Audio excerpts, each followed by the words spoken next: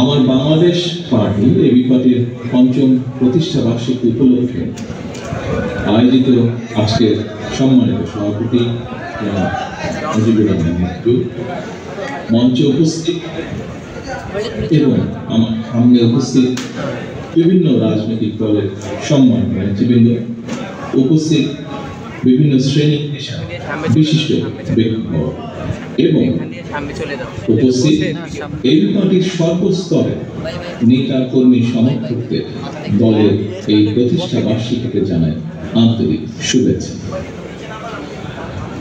প্রিয় উপস্থিতিবৃন্দ, স্বৈরাচার বা ফ্যাসিবাদী শাসন আমলে আত্মপ্রকাশের পর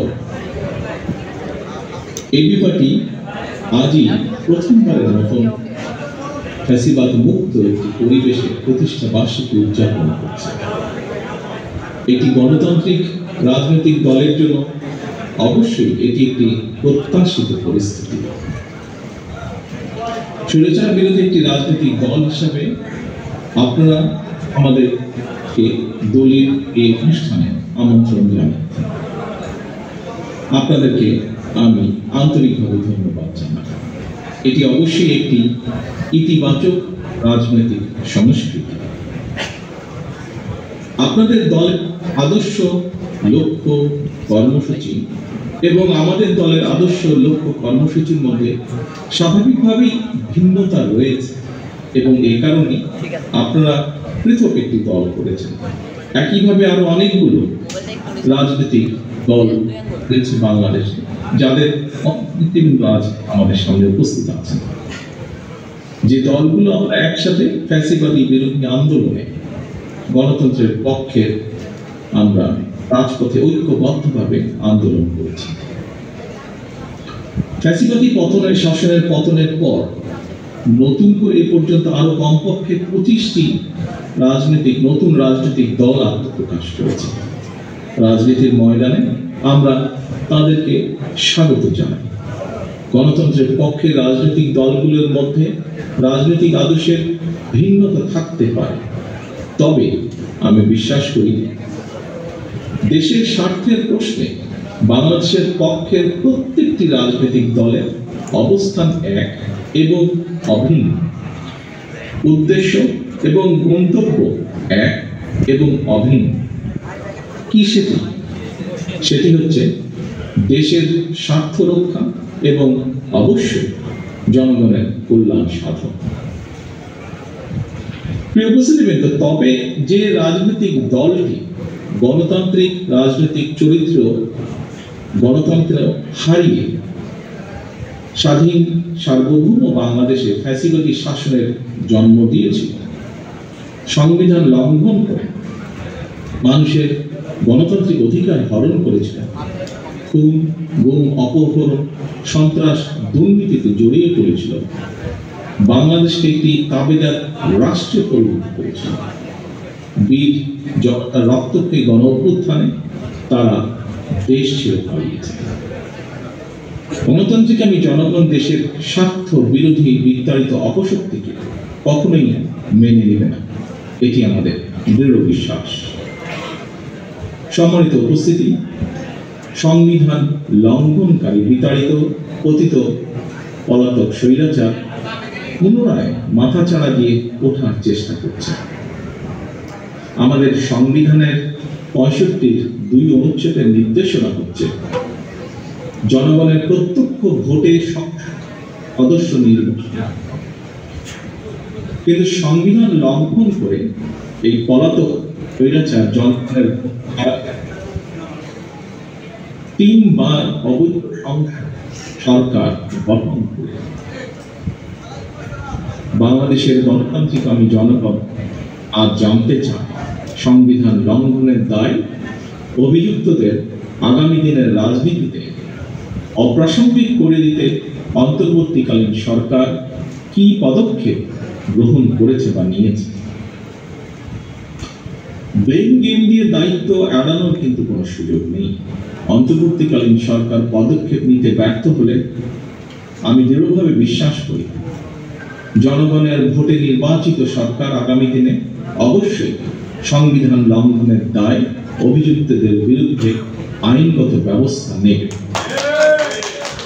পলাতক স্বৈরাচারের বিরুদ্ধে ব্যবস্থা না নিয়ে যারা জাতীয় নির্বাচনের আগে স্থানীয় সরকার নির্বাচনের কথা বলেছেন, তাদেরকে আমি বলতে চাই, লুটপাট আর দুর্নীতি শত শত কোটি টাকা হাতে নিয়ে সারা দেশে পলাতক স্বৈরাচারের দোসররা পুনর্বাসিত হওয়ার সুযোগের অপেক্ষা। স্থানীয় নির্বাচন পলাতক স্বৈরাচারের জন্য পুনর্বাসিত হওয়ার একটি সুবর্ণ সুযোগ। যারা বলেছেন হয়তোবা তারা এই বিষয়টি বিবেচনা করেন। আমি অনুরোধ করব বিষয়টিকে এইভাবে বিবেচনা করার জন্য। প্রিয় রাজনৈতিক সহকর্মীবৃন্দ, উপস্থিত প্রিয় ভাই বোনেরা, আমাদের দলীয় আদর্শ ভিন্ন হলেও আমাদের উদ্দেশ্য যেহেতু দেশের স্বার্থ রক্ষা এবং জনগণের কল্যাণ সাধন, সেই বাস্তবতায় একজন রাজনৈতিক সহকর্মী হিসাবে আমার কিছু উপলব্ধি সংক্ষিপ্তভাবে আপনাদের সঙ্গে আমি শেয়ার করতে চাই বা আপনাদের সামনে আজকে এই সুন্দর মুহূর্তে আমি আপনাদের সামনে উপস্থাপন করতে চাই। প্রিয় সহকর্মী, লাখো প্রাণের বিনিময়ে 1971-এর স্বাধীন বাংলাদেশ, 75-এর 7ই নভেম্বরের আধিপত্য বিরোধী দাবিদার মুক্ত বাংলাদেশ, 90-এর স্বৈরাচার বিরোধী বাংলাদেশ এবং 2024-এর ফ্যাসিবাদ বিরোধী বাংলাদেশ। বাংলাদেশের ইতিহাসের এমন প্রতিটি বাক্যে মানুষ কেন অকাতরে জীবন দিয়েছিলেন, কি ছিল এই শহীদদের স্বপ্ন, তারা কেমন বাংলাদেশ চেয়েছিলেন, একজন রাজনৈতিক কর্মী হিসাবে এসব প্রশ্নের জবাব খোঁজার জন্য 54 বছর সময় খুব বোধহয় কম সময় না। এই জন্যই আমি মনে করি শুধুমাত্র শহীদদের আত্মত্যাগকে শ্রদ্ধার সঙ্গে স্মরণের মধ্য দিয়ে রাজনৈতিক কর্মী বা নেতা হিসেবে আমাদের দায়িত্ব বোধহয় শেষ হয়ে যায়। শহীদদের স্বপ্নের বাংলাদেশ প্রতিষ্ঠার মাধ্যমেই কেবল আমরা আমাদের তাদের সুমহান আত্মত্যাগের প্রতিদান দেওয়ার চেষ্টা আমরা করতে পারি। প্রিয় রাজনৈতিক সহকর্মী এবং ভাই বোনেরা, বাংলাদেশের 54 বছরের ইতিহাসের সবচেয়ে দুটি গুরুত্বপূর্ণ অর্জন যদি আমরা এভাবে দেখি, 1, 1971 সাল ছিল বাংলাদেশের স্বাধীনতা অর্জনের, 2, 2024 সাল ছিল দেশ এবং জনগণের স্বাধীনতা রক্ষা। বাংলাদেশ নামক এই জাতি রাষ্ট্রে স্বাধীনতা প্রিয় হাজারো লাখো শহীদের রক্তে লেখা স্মারকে 71 আর 24-এর রাজনৈতিক বার্তাটি হলো দিল্লির তাবেদার হওয়ার জন্য বাংলাদেশ 1971 সালে পিন্ডি ত্যাগ করে না। 1975 সালের 7ই নভেম্বরের দেশের সিপাহী জনতা এই বার্তাটি দিয়েছিল। গণতন্ত্রকামী জনগণের স্বাধীনতার বার্তা উপেক্ষা করে পতিত পলাতক স্বৈরাচার দীর্ঘ 1.5 দশক স্বাধীন বাংলাদেশকে তাবেদার রাষ্ট্রে পরিণত করেছে। ভবিষ্যতে যাতে আর কেউ কখনো বাংলাদেশ তাবেদার রাষ্ট্রে পরিণত করার দুঃসাহস না দেখে, পরাজিত তাবেদার অপশক্তি তাদের দোসররা আর যেন মাথা ছাড়া দিয়ে উঠতে না পারে, সেটিই হল বাংলাদেশের আজ এবং আগামী দিনের রাজনৈতিক বন্দোবস্ত। প্রিয় উপস্থিতিবৃন্দ, প্রিয় রাজনৈতিক সহকর্মীবৃন্দ, দেশ এবং জনগণের স্বাধীনতা সুরক্ষিত এবং সুসংহত রাখতে হলে নাগরিকদের রাজনৈতিক এবং অর্থনৈতিক ক্ষমতা নিশ্চিত করাটাই হতে হবে প্রধান অগ্রাধিকার।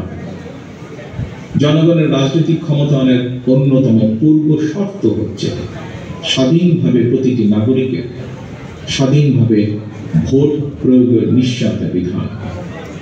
স্থানীয় সরকার থেকে জাতীয় সংসদ পর্যন্ত প্রতিটি স্তরে নাগরিকদের প্রত্যক্ষ ভোটে জনপ্রতিনিধি নির্বাচনে গণতান্ত্রিক রীতি প্রতিষ্ঠিত করা গেলে যারা জনপ্রতিনিধি হতে চান তাদেরকে নিশ্চিতভাবে জনগণের রায়ের মুখোমুখি করে দেওয়া সম্ভব হবে। এই প্রক্রিয়ায় নাগরিকদের রাজনৈতিক ক্ষমতা নিশ্চিত হতে থাকবে। ধীরে ধীরে জনপ্রতিনিধিরা জনগণের কাছে জবাবদিহিতা করতে বাধ্য হবে। কারণ আমাদের মনে রাখা প্রয়োজন মনে হয় কিতাবী কিংবা পুঁথিগত সংস্কার দিয়ে স্বৈরাচার বা ফ্যাসিবাদ ঠেকানো যায় না। সংবিধান বা আইন না মানের কারণেই মানুষ ফ্যাসিবাদী হয়ে ওঠে। জনগণকে রাজনৈতিক এবং অর্থনৈতিক ক্ষমতা নিশ্চিত করা না গেলে শেষ পর্যন্ত কোনো সংস্কারই বোধহয় টেকসই হয়। এ কারণেই রাষ্ট্র রাজনীতির গুণগত সংস্কার এবং নাগরিকদের রাজনৈতিক ক্ষমতায়নের লক্ষ্যে একটি রাজনৈতিক দল হিসেবে বিএনপি সবসময় জনগণের সরাসরি ভোটে নির্বাচিত জনপ্রতিনিধি, নির্বাচিত জাতীয় সংসদ এবং নির্বাচিত সরকার প্রতিষ্ঠার দাবি জানিয়ে আসছে। প্রিয় সহকর্মীবৃন্দ, রাজনৈতিক দল নির্বাচনের দাবি জানাবে, এটি স্বাভাবিক গণতান্ত্রিক রীতি। অথচ আমরা খেয়াল করছি গত কিছুদিন ধরে অত্যন্ত সুকৌশলে দেশে এমন একটি আবহাওয়া তৈরির অপচেষ্টা চলছে, যেখানে নির্বাচন অনুষ্ঠানের দাবি করাটাই যেন একটি অপরাধ। জাতীয় নির্বাচন অনুষ্ঠান নিয়ে অবজ্ঞা সূচক বক্তব্য মন্তব্য কিন্তু পলাতক স্বৈরাচারকে আনন্দ দেয়। অপরপক্ষে এটি গণতান্ত্রিক এবং জনগণের জন্য কিন্তু অপমানজনক। রাষ্ট্র রাজনীতি মেরামতের জন্য সংস্কারের কর্মযজ্ঞ চলছে, তবে চলমান সংস্কার যদি রাজনৈতিক দলগুলো নির্বাচন অনুষ্ঠানের দাবিকে অবজ্ঞা করতে হয়, প্রলুব্ধ করে, তাহলে সংস্কারের তাৎপর্যটা কি? এটি বহু মানুষের প্রশ্ন আছে। দেশের প্রতিটি রাজনৈতিক দল সংস্কারের পক্ষে, তারপরেও সংস্কার নিয়ে অন্তর্বর্তীকালীন সরকার কেন এত সময় ক্ষেপণ করছেন, এই নিয়েও জনগণের মনে ধীরে ধীরে প্রশ্ন বেড়েই চলেছে। উপস্থিত প্রিয় রাজনৈতিক সহকর্মীবৃন্দ, প্রিয় ভাই বোনেরা, রাজনৈতিক দলগুলোকে অবজ্ঞা এবং জনগণ রায়কে অবহেলা করে এই রাজনীতিকরণকে উৎসাহিত করা হলে সেটি শেষ পর্যন্ত গণতন্ত্রকে ঝুঁকির মধ্যে কিন্তু ফেলে দেবে। অন্তর্বর্তীকালীন সরকারের প্রতি আবারও আজ এই অনুষ্ঠানের মাধ্যমে আহ্বান জানিয়ে বলতে চাই, সুনির্দিষ্টভাবে জাতীয় নির্বাচনের রোডম্যাপ ঘোষণা করুন। রাজনৈতিক দলগুলোকে, প্রিয় সহকর্মীবৃন্দ, দয়া করে এই কথাটি শোনার জন্য আপনাদেরকে আমি অনুরোধ করবো বিশেষভাবে।